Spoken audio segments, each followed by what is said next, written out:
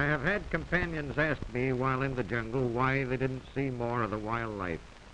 It's there, but at war, the war of appetites, there is every kind of trick to hide from enemies. Many of the smaller combatants are dressed up in a way to fool the other fellow. The most remarkable creature in the tropics along these lines is the walking leaf of Ceylon. It's a near living leaf in every sense of the word. Vivid green, veined like a leaf, even the limbs like small leaves with wrinkled edges. And it rocks and sways like a leaf in the breeze.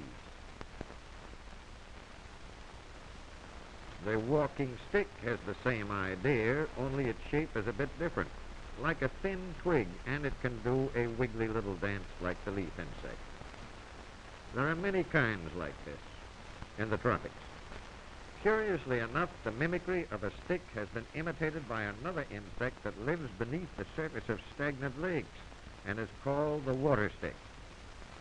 Insects breathe through discs in the side of the body. This fellow doesn't take chances in sticking the body out of the water. It has an air tube and just pokes the end of this above the surface, like a periscope. But one of the stars of these stick imitators is the mantis, known as the praying mantis, owing to the way he bunches in a crouch. With stick-like legs at various angles, the mantis is anything but easy to see if in a brushy place, and he uses the deception to evil purpose. He isn't timid or trying to dodge the other fellow in his twig-like makeup. He is a disguised enemy waiting to take the passerby for a ride. Here is the only insect that can give you an insolent and intense stare, that can turn its head, that is alleged to practically hypnotize its victims. A silly grasshopper has no idea of the nature of such a motionless stick-like form before it. Whole chapters and stories have been written about the mantis, which has been called the world's strangest insect. Unlike other insects, it may be fed by human hand without it showing the least fear, and it seizes its prey with the ferocity of a panther. Here is a grasshopper that intends to dodge trouble. In mimicry, the rock grasshopper is a match for the surfaces on which it basks, and mimicry is a common kind of protection. Tree toads match and blend with the bark and lichens on which they live, not only in color but in texture and mottling of the skin.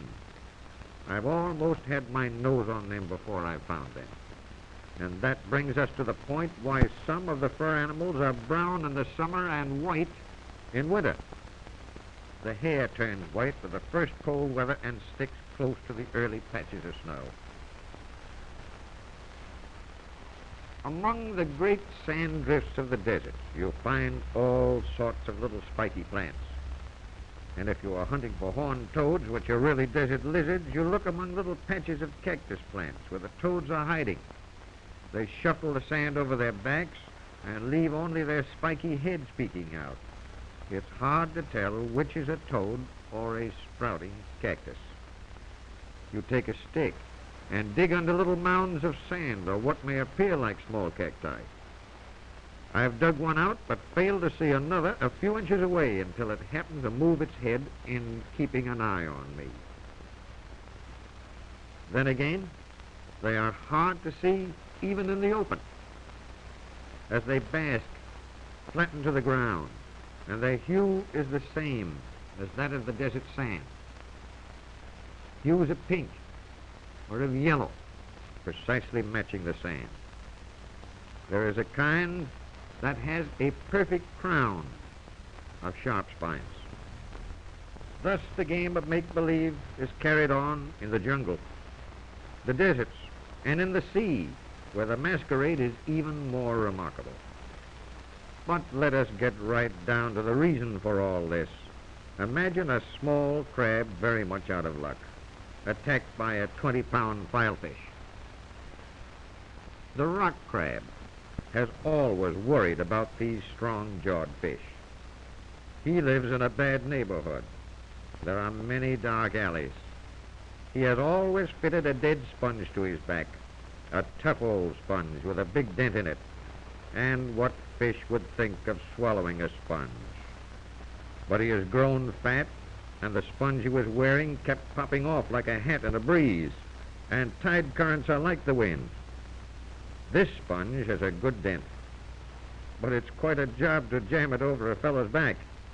However, it looks like a good fit, and thus disguised he can dare that filefish to choke in swallowing such a mouthful. Isn't that smart? They are wiser than you think. Such enemies as the big filefish have taught the hermit crab to seek an empty shell, jam his body within it, then carry the defensive armor around with him. Sort of a walking tank arrangement. He outgrows and discards an old shell, then shops around for a new one. Of two empty shells, one may be too tight for chest expansion. Then again, another may look better. I think I'll take this one, ruminates the crab, feeling that once he is outfitted with such tough covering, he can play around anywhere and duck into the shell if he sees any trouble coming his way.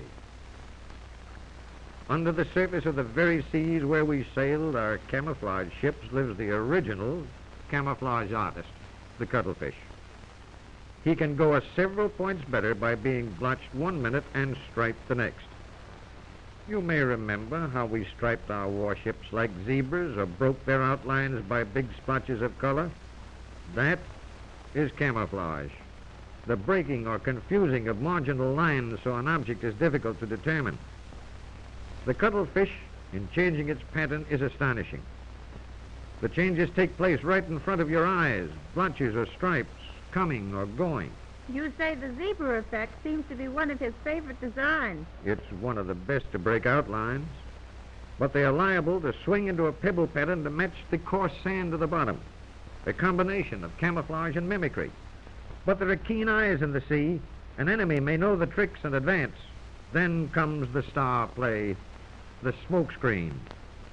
Jets of sepia from special glands. He clouds the path of advance with the inky fluid. With the screen laid down, the murk spreads, and into this he darts and zigzags in escape. And humans only started to utilize these ancient means a few years past.